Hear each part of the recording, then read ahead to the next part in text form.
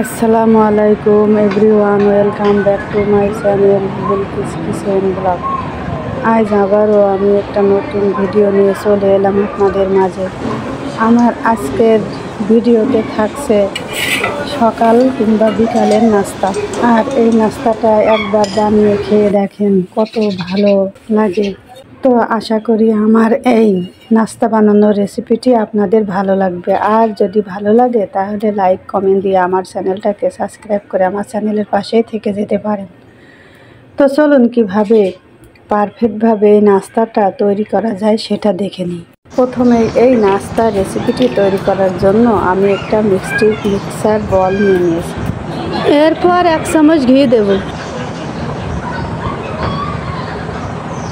আর দেব 2 চামচ চিনি। এখন ঘি আর চিনি হ্যান্ড উইশের মাধ্যমে ভালো করে মিক্স করে নেব।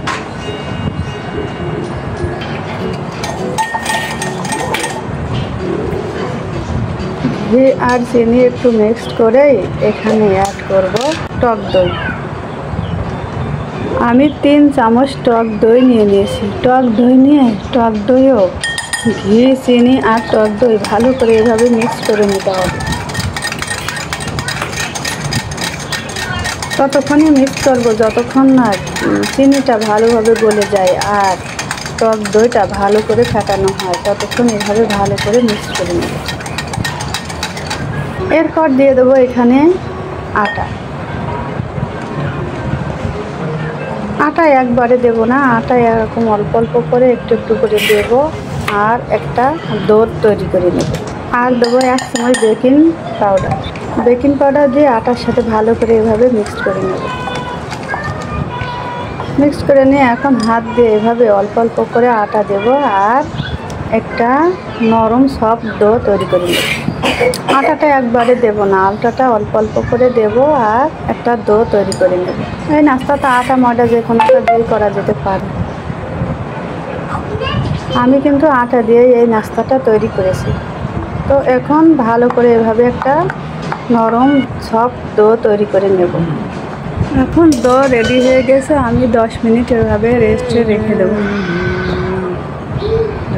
10 মিনিট পর এই যে দেখেন ডোটা কত সুন্দর সফট হয়েছে। এখন এই ডোটা হালকা একটু মুঠে নিয়ে পুরিতে চলে যাব। এই ডোটা এখন একটু মুঠে নিয়ে একটা রুটি মতো বানাই নেব।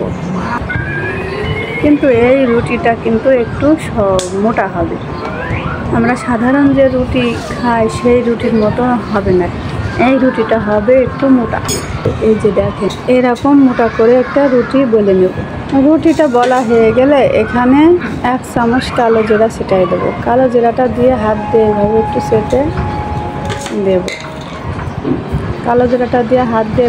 চেটে দেব।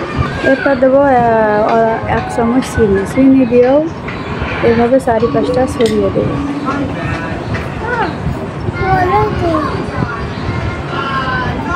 দিয়ে বেলুন দিয়ে আরেকটু বলে নেব।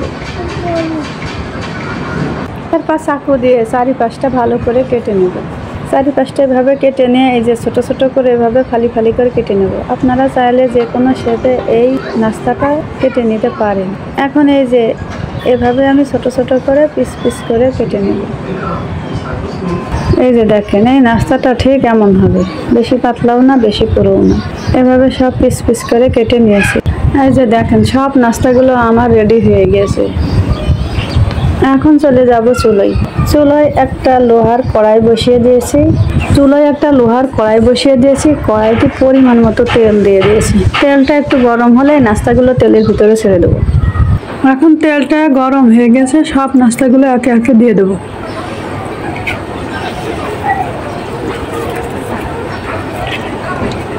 নাস্তাগুলো তেলের ভিতরে ছেড়ে দিয়ে নাস্তাগুলো এ পিঠ ওই পিঠ করে ভালো নাস্তাগুলো তেলের মধ্যে ছাড়ার পরে 2-3 মিনিট এভাবে ভেজে নেব। 2-3 মিনিট পরে নাস্তাগুলো এই যে এভাবে উল্টাইয়ে দেব। এভাবে 2-3 বার উল্টায় পাল্টে নাস্তাগুলো গোল কালার করে ভেজে নেব। এই যে দেখেন নাস্তাগুলো ফুলে কিন্তু অনেক বড় হয়ে গেছে। এভাবে 2-3 বার ভালো করে পিস করে গোল কালার করে ভেজে নেব। নাস্তাগুলো ভাজা হয়ে গেছে, এখন সব উঠাই নেব। এভাবে সব নাস্তাগুলো আমি ভেজে নেব। এই যে দেখুন, এখন সব নাস্তাগুলো আমার ভাজা হয়ে গেছে। নাস্তাগুলো দেখেন, দেখতে কত সুন্দর দেখাচ্ছে। আর এই নাস্তাগুলো দেখেন ফুলে কত বড় বড় হয়ে গেছে। আর এই নাস্তাগুলো গেস্ট আসলে বাচ্চাদের টিফিনে কিংবা সন্ধ্যা চায়ের সাথে খেতে কিন্তু অসম্ভব সুন্দর লাগে। এখন এই নাস্তাগুলো আমি চিনি এভাবে কোট করে দেব। আপনারা চাইলে চিনি নাও দিতে পারেন, কিন্তু চিনিটা দিলে হবে কি খেতে আর একটু টেস্ট লাগবে। এই জন্য আমি নাস্তাগুলো এভাবে চিনি কোট করে দেব। এখন সব নাস্তাগুলো চিনি কোট করা হয়ে গেছে। এখন দেখেন নাস্তাগুলো দেখতে কত সুন্দর দেখাচ্ছে। আর এখান থেকে একটা নাস্তা ভেঙে দেখাচ্ছি। দেখেন এই নাস্তাটা উপরটা শক্ত আর ভিতরটা কত নরম সফট। আর ভিতরটা দেখেন, দেখতে কত সুন্দর দেখাচ্ছে। আর এই নাস্তাটা দেখতে যেমন সুন্দর, খেতে কিন্তু অসম্ভব মজার। তো আশা করি আপনারা বাসায় একবার ট্রাই করে দেখবেন আর আমাকে কমেন্ট করে জানাবেন যে নাস্তাটা খেতে আসলে কত সুন্দর। তো আশা করি আমার এই নাস্তা রেসিপিটি আপনাদের খুব ভালো লেগেছে।